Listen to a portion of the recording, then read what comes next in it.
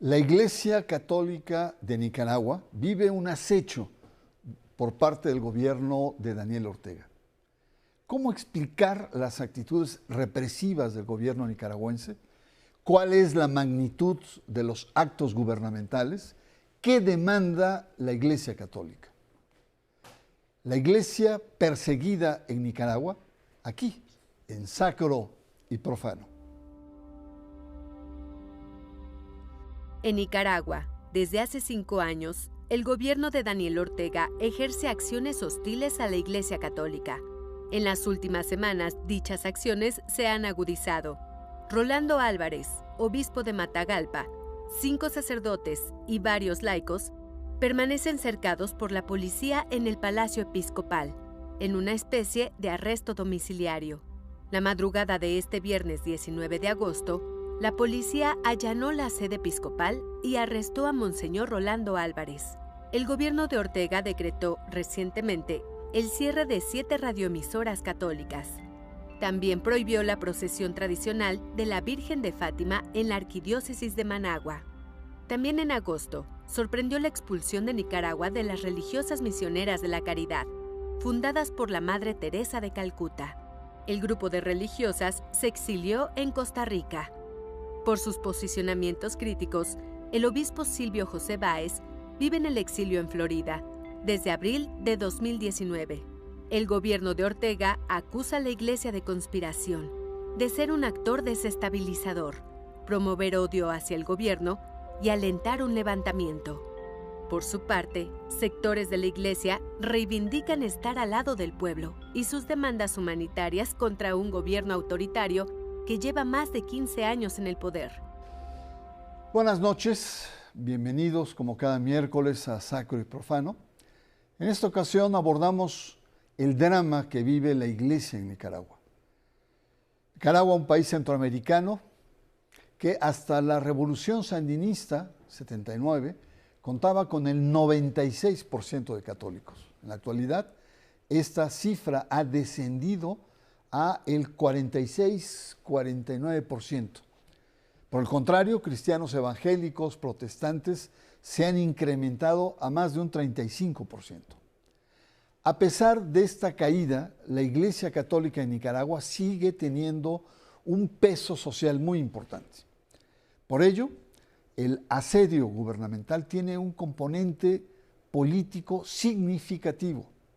Y para entender lo que pasa en Nicaragua, agradezco la presencia de la maestra Patricia Molina, Marta Patricia Molina, miembro del Observatorio Pro Transparencia y Anticorrupción, y también agradezco la presencia del sacerdote Héctor Fernández Martínez. Muy buenas noches.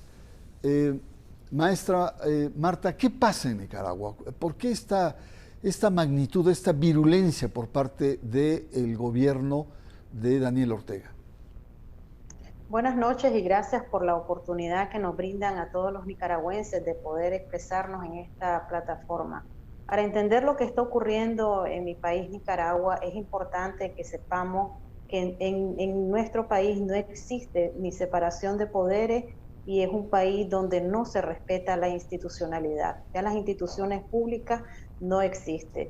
Es un territorio dominado únicamente por una familia presidencial que ha sometido absolutamente a todos los sectores de la sociedad. La única que no se había sometido y que no se ha sometido en la actualidad es la Iglesia Católica, que goza de toda la credibilidad, pero también del apoyo a nivel nacional e internacional de un pueblo. Entonces, en la pareja presidencial lo que está acostumbrado es que los adulen y que también les aplaudan todas las arbitrariedades e ilegalidades que se cometen a diario. Ahora, la relación Estado-Iglesia, antes de las protestas cívicas que iniciaron en abril 2018, era como una bonanza ficticia para proyectar a nivel internacional que Nicaragua estaba en paz cuando realmente no lo estaba. Pero después de abril de 2018 comenzó una un ataque frontal y directo en contra de la Iglesia Católica, porque los sacerdotes y obispos decidieron abrir sus puertas y también llevar el mensaje de amor y esperanza a las personas que estaban protestando pacíficamente y a los familiares de los más de 350 ciudadanos que fueron asesinados por la dictadura sandinista en esta protesta. También les han llevado mensajes de amor y esperanzas a los familiares de los presos políticos, que en la actualidad son 180. Quisiera preguntar, padre Héctor, ¿por qué este gobierno, sobre todo después de este conflicto que se dio en 2018, y ha venido incrementando, y sobre todo en las últimas semanas, ha venido endureciendo su postura frente a la Iglesia Católica? Buenas noches. Bueno, todos los gobiernos de corte totalitario buscan siempre una domesticación de la comunidad. No buscan la organización comunitaria, sino precisamente la coerción a la organización comunitaria. Si evangelizar es formar comunidad, entonces la Iglesia es la más crítica de ese comunitarismo que está en contra de la verdadera comunidad.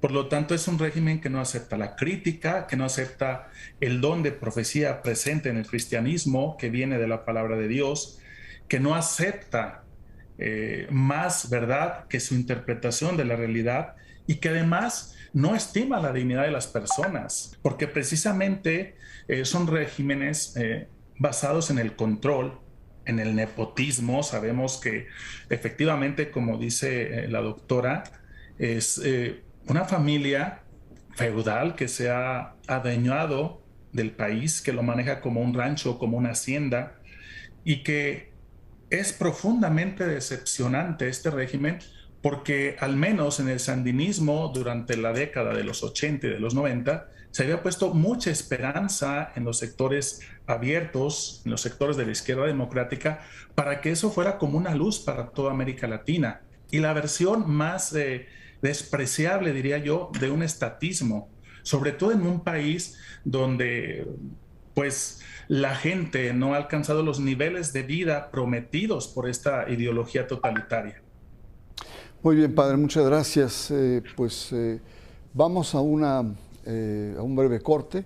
Estamos en torno a la iglesia perseguida en Nicaragua, y lo que nos han dicho, si yo entendí bien, en pocas palabras, es una iglesia que no se ha sometido a el proyecto del gobierno de Daniel Ortega y que es parte de la raíz de estas tensiones. Vamos a un corte. La iglesia perseguida en Nicaragua. Usted está aquí en Sacro y Profano.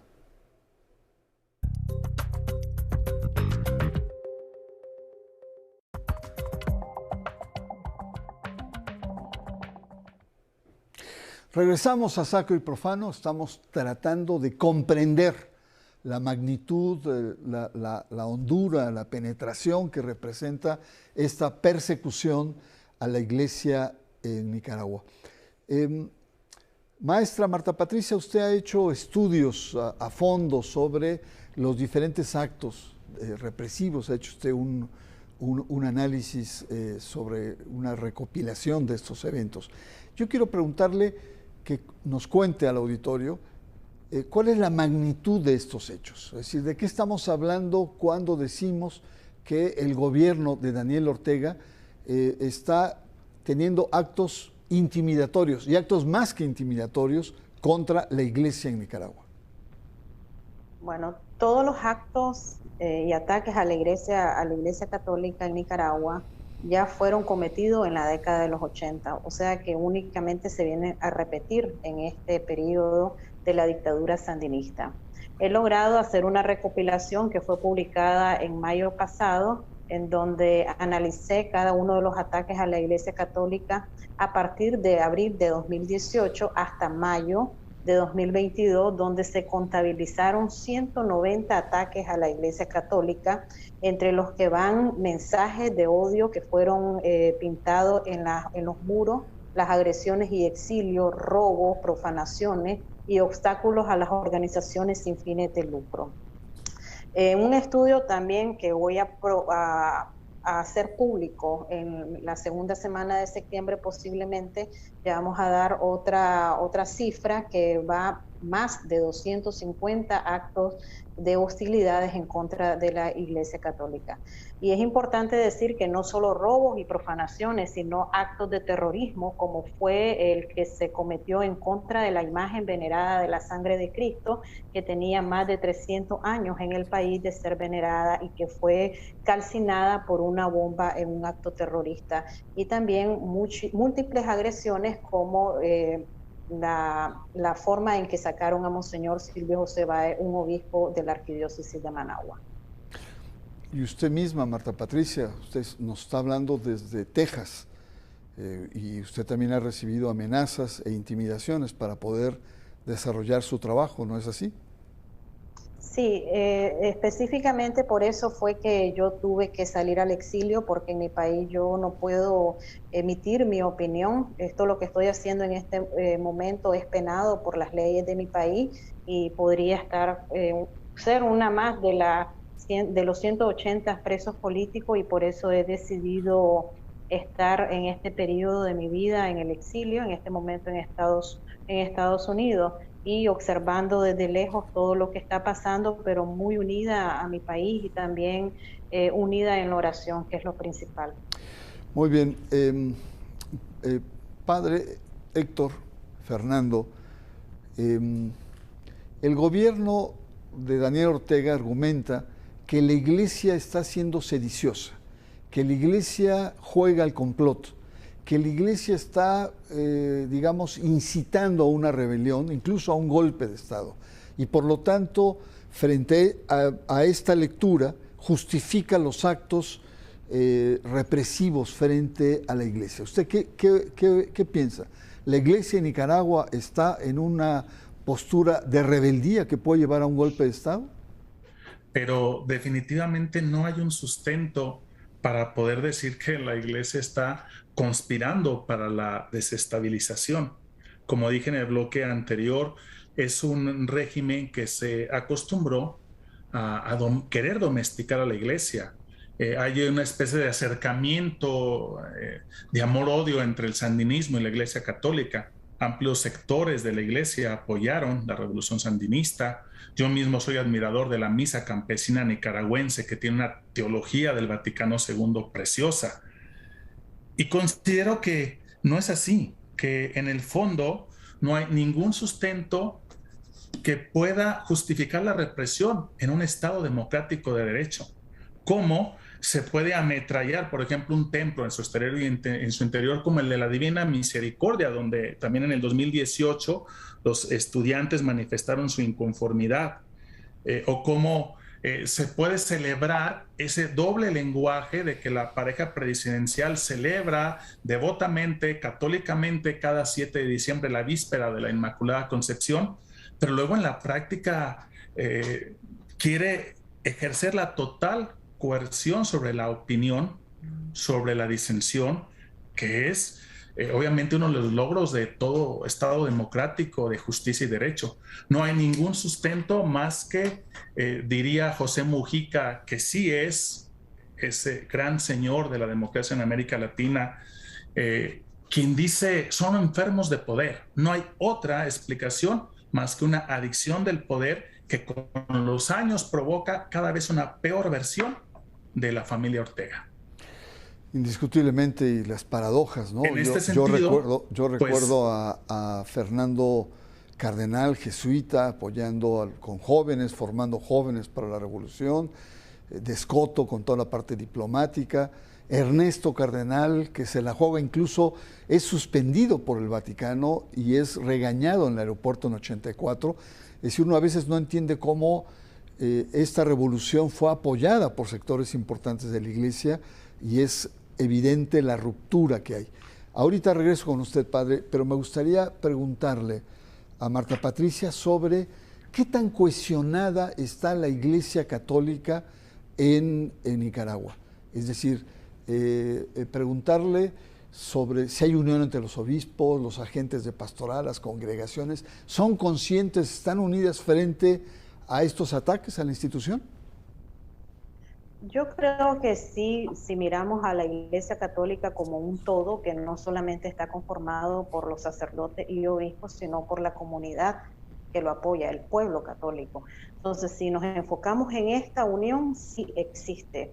Pero ya más al analizar lo que es la Conferencia Episcopal de Nicaragua, y no podemos tapar tampoco el sol con un dedo, existe como un elemento tripartito en donde hay obispos que están catalogados como voz profética, hay obispos que están apáticos a la situación que está ocurriendo y hay obispos que son una minoría que están coqueteando, podríamos decirle, con la dictadura sandinista. Pero como iglesia en general sí nos encontramos unidos apoyando todo lo que realiza la voz pastoral de los sacerdotes y obispos, y lo que estamos esperando en este momento es que la Conferencia Episcopal de Nicaragua se pronuncie, pero no al estilo como lo hizo en un primer momento hace algunas semanas, que solamente estaba dando prácticamente un espaldarazo al obispo Rolando José Álvarez, sino que sea un comunicado más contundente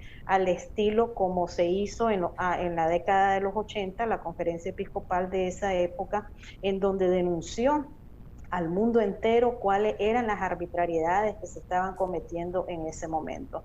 Entonces, eso es lo que estamos esperando los nicaragüenses, que la Conferencia Episcopal de nuestro país tome un papel y un rol más proactivo y menos silencioso.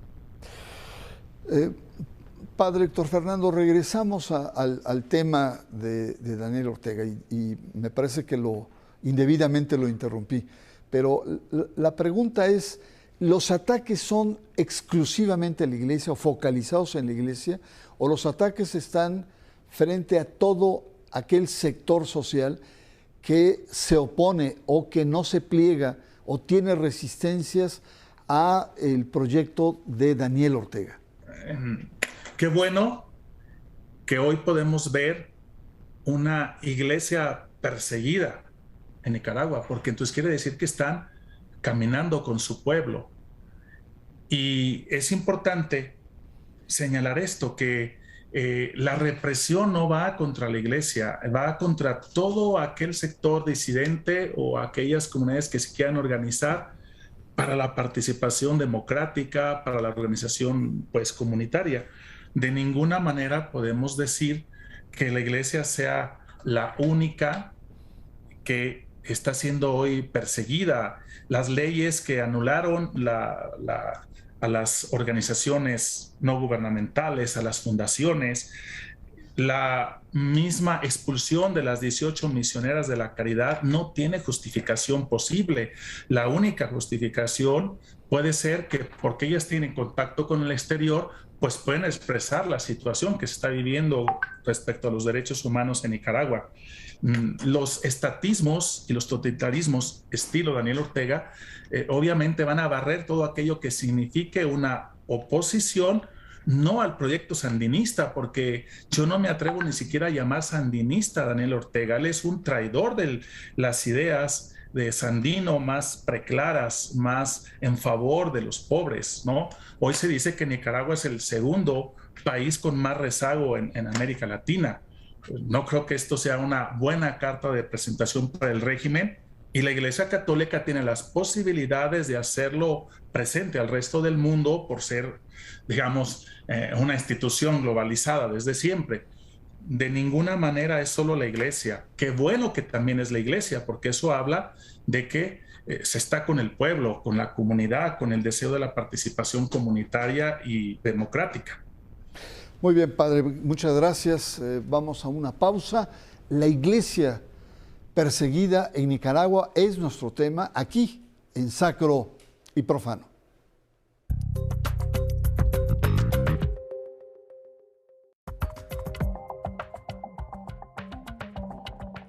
Regresamos, estamos en nuestro último tramo sobre las tensiones sociales, políticas entre el gobierno de Daniel Ortega y la Iglesia Católica. A mí me recuerda mucho Sudamérica en los años 70 con las dictaduras militares, donde la Iglesia en países como Chile, Brasil, Argentina se convierte en un espacio de agregación social, es un espacio de libertad frente al totalitarismo de los regímenes militares, un espacio de organización, etcétera, que tuvo un papel fundamental. Y hay un cierto paralelismo, claro, ahora con el gobierno. Pero hay un tema central en toda esta trama, y es el silencio del Papa Francisco. No se ha pronunciado hasta ahora, llaman la atención. Y hasta hace unos días hubo un importante desplegado de 25 expresidentes, exjefes de Estado, que le piden al Papa Francisco pronunciarse e intervenir. ¿Cómo entender, Marta Patricia, el silencio del Papa Francisco? Yo no soy teóloga, pero sí soy católica y comprendo que ellos tienen en el Vaticano una propia dinámica de descentralización y que están esperando que la conferencia episcopal se pronuncie por el respeto que tiene el Papa Francisco hacia las localidades y hacia la conferencia episcopal. Pero sí creo que ya es momento que el Papa Francisco se pronuncie y nos envíe una palabra de aliento.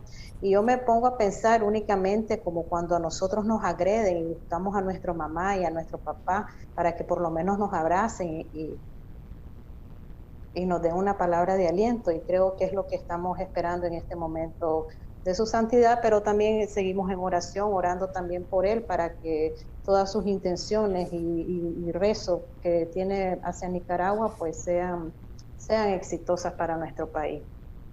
Muchas gracias y por supuesto agradezco tu presencia, Marta Patricia, aquí en Sacro y Profano. Padre Héctor Fernando Martínez, cuéntanos cuáles son tus escenarios. Hay una presión internacional cada vez mayor. O sea, lo que está pasando en Nicaragua ya tiene un eco, sobre todo con estos temas que está pasando en la Iglesia. ¿Cuál es tu diagnóstico? ¿Qué va a pasar en el corto plazo? Bueno, creo que lo que ha señalado Marta Patricia es determinante. La conferencia episcopal tiene que unificarse, llegar a un criterio común para enfrentar a la dictadura, tiene que verse mucho más asertivo hacia el pueblo, el cardenal Leopoldo Brenes y la conferencia en general. Esperamos que lo que ha pasado, esta retención ilegal del obispo Álvarez de Matagalpa, lleve a eso. También yo quisiera decir que estoy sorprendido con el silencio del Papa Francisco, pero Marta Patricia me ha dado mucha luz. Quizás este esfuerzo del Papa de no ser protagonista, de intentar que sea la propia conferencia episcopal la que llegue a un consenso y enfrente esta situación, sea más fuerte su voz, más su unificación al interior del episcopado, y junto con ello entonces el Papa apoyar esa iniciativa. Lo que nosotros no deseamos es, obviamente, en el futuro inmediato para Nicaragua, el derramamiento de sangre. Es un país que ya ha sufrido mucho. Quiero mencionar que la actitud delincuencial de Ortega, siendo jefe de Estado, no es de ahora. En los 80 él realizó una masacre a la comunidad indígena de los Misquitos, este pueblo originario de Nicaragua, y quedó eso en la impunidad total. Entonces, de alguna manera, Daniel Ortega solamente está acumulando crímenes de lesa humanidad y la solidaridad internacional tiene que ponerlo de manifiesto, no es de ahora. Hace mucho que el régimen está desdibujado y creo que necesita de parte de la solidaridad internacional, del Papa Francisco, por supuesto, pero también de la OEA y de muchos otros organismos, una mayor definición, no para otra cosa, sino para poder reforzar la resistencia del pueblo nicaragüense. Muy bien, Padre Héctor, le agradezco mucho su presencia, su concurrencia aquí a Sacro y Profano, igualmente a Marta Patricia. Y bueno, una pregunta flota en toda esta conversación. Los actos represivos no son solo contra la Iglesia Católica. Hemos visto actos contra la sociedad civil, cerrando las ONGs y fundaciones, etcétera, contra sindicatos, contra algunos empresarios, contra medios de comunicación, control. Es decir, la aspiración, al parecer, del gobierno de Ortega es el copar y el seducir a un proyecto, a su proyecto, que burla las reglas democráticas de aquel país y estas se han venido fracturando, la democracia se ha venido deteriorando en aquel país. 15 años en el poder, la verdad, no hay cómo defender a Daniel Ortega. Soy Bernardo Barranco y le espero la próxima semana aquí en Sacro y Profano.